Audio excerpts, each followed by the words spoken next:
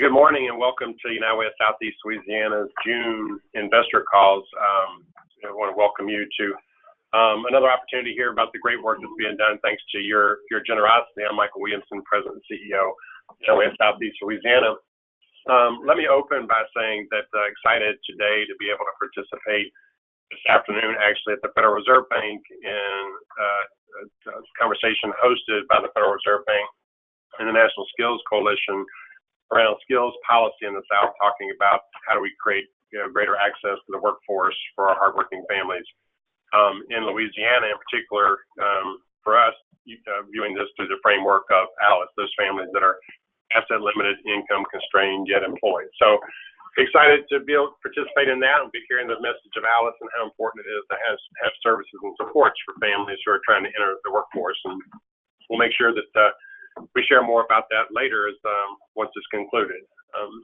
Also like to share for those of you that have been watching our local newspapers, in the TP, TimesPicayune.com on Friday was an opinion piece co-authored by Kim Sport, the chairman of our Public Policy Committee, Charmaine Cassiope, our Executive Vice President and Chief Operating Officer, myself.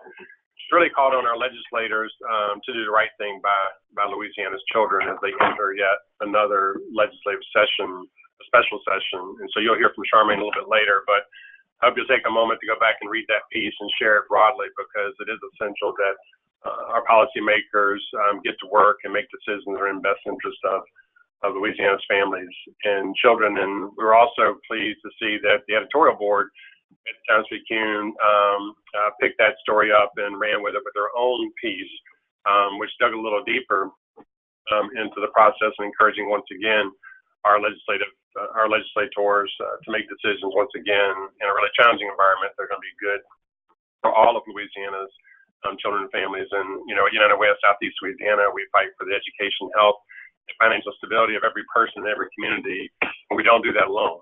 And it requires really smart and appropriate policies to marry with the programmatic investments that we make in the communities that we serve. And so this next special session is essential to helping us do what we do along with our partners in the communities that we serve. And so take a look, go online, view those, and please share them broadly via social media, etc. We'd really appreciate your support and help with that. Now I'd like to turn it over to Tat Bowie, who's the Vice President of our Community Impact Division, to talk about all the great work that's going on in our Community Impact Division. Thank you, Michael, and good morning all. We have some very exciting news today. The Community Impact team is happy to announce that we've completed our program and collaboration review. So as a reminder, this is an annual performance review of programs and collaborations to ensure that they're operating with quality and meeting overall standards set by United Way. With our program review process completed, we approved continued funding for 69 programs across 51 agencies and 7 parishes. This is the final year of a 3-year commitment for programmatic grants. We have also approved funding for year 2 to our 7 collaborative partners to continue their systematic work. So partners like the Louisiana Prisoner Reentry Initiative will have additional resources to expand their ready-to-work programs, and the Ending Homelessness Collaborative can tackle the housing crisis our community faces, just to name a few.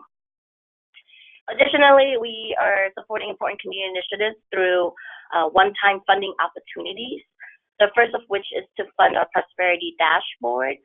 So since the inception of the Blueprint for Prosperity, our goal is to track population-level data of poverty indicators across the 7 parishes in real time. We've been working with the Community Data Center, who've completed the necessary research and they're ready to build the infrastructure for the dashboard, which will live on our website. So we're definitely looking forward to this development. The second one-time funding opportunity goes to expanding our internal equity work with Dr. Toya Barnes-Teamer. So as part of our Blueprint for Prosperity, we want to address poverty through the lens of equity. But however, we needed to look inward and assess our own equity before we look outward to our community and partners. The internal equity work so far, including assessing our own equity through surveys and interviews with senior leadership, staff, and partner agencies in developing equity indicators. So with this funding, we can expand the internal equity work by moving on to the next phase of developing trainings for board members, staff members, and partner agencies. And to further expand our equity work, our third project is to help support the campaign for an equitable New Orleans, which has hosted a series of 2-day trainings on race and equity to community leaders or quote unquote systems leaders, such as board members, executives, and more. So these trainings are hosted so that these leaders can become better informed and infuse equity into their leadership. These presentations also have included groundwater data, which looks at different data points across education, health, housing, income, and criminal justice. So their presentations, the 3-hour presentations of groundwater data is also available just for individuals who are interested in learning about how race and racism have been constructed in the United States and how to break down those systems and barriers. And lastly, we are happy to announce that we are expanding our collaborative efforts into Tangipahoa Parish. We're extremely excited about this, and we'll be funding the Tangipahoa STEM Collaborative. So this collaborative will work to ignite interest and awareness of STEM, which is science, technology, engineering, and math in the Tangipahoa area. So they plan to create a mobile STEM lab, which will help build local STEM education capacity by providing professional development and, being able to provide a scalable model to address overall STEM education needs targeting underserved populations. So all of this would not have been possible without your generosity, and we thank you for allowing us to continue with the great work from our programmatic and collaborative grants to one-time funding efforts. We are ensuring that we work to move the needle on poverty. So to learn more about our investments, please visit our website at www.unitedway.com. I'm butchering that, www.unitedway.org, and click on the investment portfolio under our work. Thank you. Oh, now I would like to introduce our phenomenal lead Thorpe, who will provide updates on resource development and marketing. Thank you, Kat. We have a lot of exciting events that are occurring within our resource development, marketing, and community impact departments within the next couple weeks. So we want to share a few of them, just a few, to make sure that you have all these on your radar, because so many are really exciting and are only because of the support of our donors and our advocates and volunteers. First and foremost, this Thursday, June 14th at 10 a.m., we're going to be launching the Fennelly Summer Literacy Institute. It'll be housed in the Inspiration Academy Early Learning Center in Central City, and it's because of a generous contribution from our $1 Million Roundtable member, David Fennelly. The Fennelly Literacy Institute will be a pilot program to serve as an ongoing local resource for summer learning and literacy to prevent summer slide. The program will address the lack of literacy-rich summer programming in our community by working with summer program providers to ensure they implement best practices in literacy instruction. It was designed by a group of local educators, parents, librarians, and those summer program providers, drawing upon national best practices to improve the literacy supports available to summer programs that serve children entering 4th grade and below. This program already has a network of more than 75 summer program providers and a partnership with the New Orleans Recreational Development Commission, which is the city's largest provider of summer programs for children and youth. It'll ensure at least 500 low-income New Orleans children who are entering kindergarten through 3rd grade have access to quality literacy-rich summer programs. So we're really excited to launch this institute and thank David Fennelly for this significant contribution to make sure that it's the highest quality. Our next event will be this Saturday, June 16th. It's our United Way Day of Action. And while we have many days of action across the year, each month, this United Way Day of Action will be shared with every United Way across the world. All United Ways across the world will be taking this week to have a day of action, and our annual Day of Action will be at the Audubon Charter School this Saturday, June 16th from 9 a.m. to 12 p.m., providing much needed support to the school to make sure kids are learning in a high quality environment. So if you need any information about coming to that project, which will be going on rain or shine, you can visit our website and you'll see a banner ad for it. And once again, that's UWSELA.org to find more information about that. Our largest event of the year will be occurring on Wednesday, June 27th. It's our annual meeting and Live United Awards. That's going to be held once again Wednesday, June 27th. Registration at 11:30, lunch at noon at the Riverview Room in New Orleans. And we're really excited to give a year in review of all the incredible impact and work that's been going on at United Way, and because of our donors' investments. We'll be honoring our top 10 largest corporate contributors, which we're really excited about, giving the recognition to not only our top 10, also our top 60 supporters, and the winners of our Live United Awards, which are individuals and organizations, large and small, that contribute to our success and our impact. We're also excited to have our newly aligned campaign chair for 2018, Roger Ogden, talk about next year's campaign and motivate everyone to have another terrific year of supporting United Way. So we hope you'll attend our annual meeting. As Pat mentioned, the work we're doing around the STEM program on the North Shore, we have another wonderful day of action on the North Shore, which will be our STEM Saturday on Saturday, June 23rd in Slidell. We were fortunate enough to host a STEM North Shore event in Covington this past Saturday with more than 500 attendees, more than 200 children that got to see firsthand science, technology, engineering, and math educational activities in a fun, family-focused atmosphere. And so we're really excited to bring this event to Slidell for our second of 3 North Shore STEM Saturdays.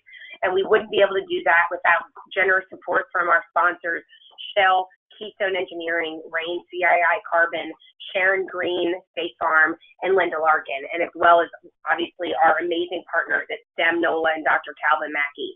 So if you live on the North Shore or you want to travel out to Slidell, it's an amazing event that's highly educational and engaging. It's going to be Saturday, June 23rd from 9 a.m. to noon at St. Tammany Junior High School in Slidell. Lastly, we have an amazing event coming up in July that we want to get on everyone's radar. Friday, July 23rd, United will be hosting our first ever retirement party. Friday, July 13th, 2018.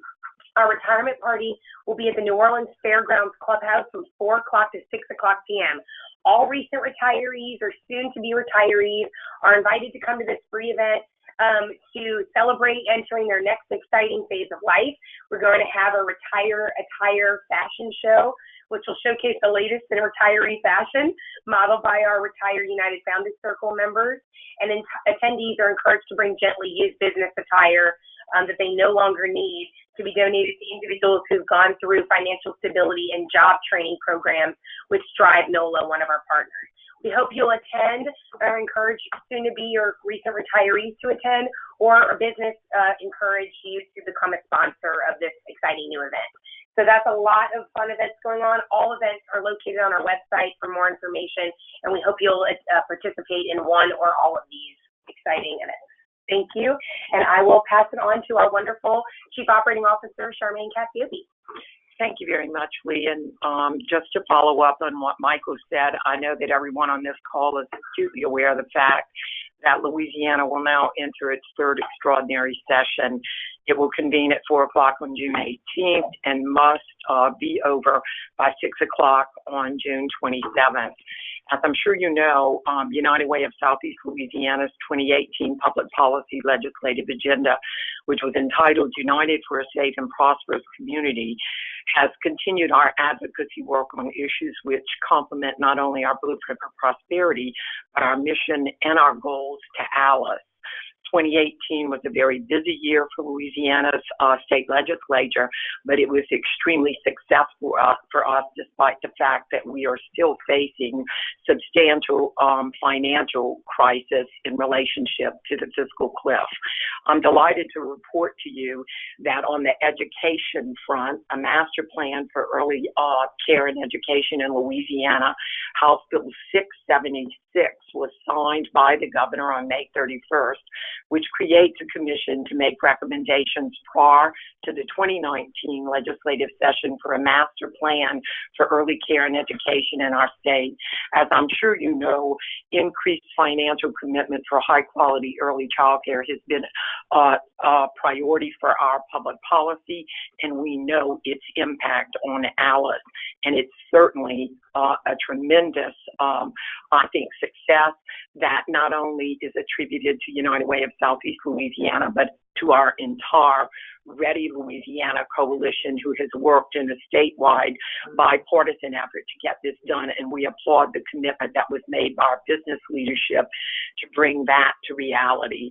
On the financial stability front, I'm delighted to say that we advocated and were successful in defeating Senate Bill 365. This bill would have proposed the creation of Louisiana's Credit Access Loan Act, which would have allowed for interest rates in excess of 160%. We are delighted that our coalition members stood firm against this legislation, and we handily defeated that. So that is certainly, as I'm sure you know, our ALICE families so often on the predatory lending front are facing monumental challenges as it relates to not ever being able to eliminate the high interest rates associated with that debt that so often traps them in a cycle of poverty. On the healthcare front, I'd like to applaud the extraordinary work that we did in partnership with Representative Julie Stokes and Senator Troy Carter. We made monumental strides on the healthcare front, especially as it relates to individuals who are facing a diagnosis of breast cancer. I do want you to know that we have signed, literally with the help of our governor, 1, 2, 3, 4, 5 pieces of legislation that will now contribute greatly to the improved security of health for women as it relates to cancer. On the domestic violence front, I'm delighted to report that once again this year, your United Way, working in collaborative partnership with United Against Domestic Violence, which includes the Louisiana Coalition Against Domestic Violence and the New Orleans Family Justice Center, and we literally signed into law 10 pieces of legislation that will continue to make sure that families and children that are impacted by domestic violence are addressed. So this continues our extraordinary work in that arena, and I could not be more pleased than to say that we were able to actually bring into our circle some really strong new advocates from across the state. Those include Senator Regina Barrow. Of course, I could not say enough about the work that's been done by our champion J.P. Morrell, but Julie Stokes and Polly Thomas, Pat Smith, Patrick Jefferson, and Melinda White all lent their extraordinary legislative skill to helping us achieve this monumental victory. On the sexual assault front, I'd like to applaud Senator Regina Barrow for having authored legislation, Senate Bill 447, which now requires annual sexual harassment training for all public servants under the employment in Louisiana. I do want you to know that we made strides on the foster care front by actually addressing the need to raise the age for foster care. And now we just have to work tirelessly in this upcoming session. That is a special session to ensure that all of those items that still remain unfunded and below the line, that we are aggressively pursuing with our bipartisan legislative leadership, a commitment to really fund those programs. As I'm sure you all know, it takes great courage by our Board of Trustees and our Public Policy Committee to really advance an agenda that we know will help move the needle on poverty. I can't thank you enough for your investment, and I applaud your courageous support of our agenda. It now gives me great pleasure to announce that, as many of you may have heard, we were able to launch on May the 30th a very unique program in partnership with Loyola Law School. This program is an institute named after Nancy Morsiglia, who was a founding member of our Women's Leadership Council.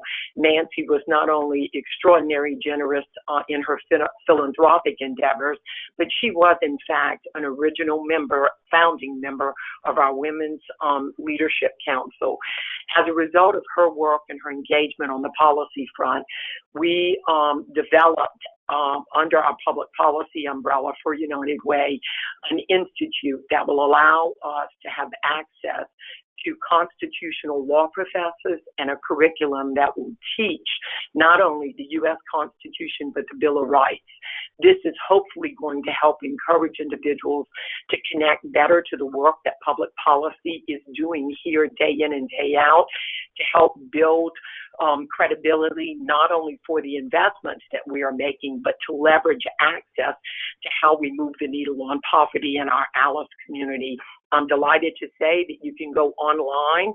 We are hoping to have a class announced by July the 4th. Tuition for that is $750, but I can tell you it's going to be an exciting program that we hope will better connect not only our citizens to our work on public policy, but will help to engage strong bipartisan collaborative conversations around issues we know are a moral imperative if we're going to build resilient communities and allow Louisiana to achieve its highest potential.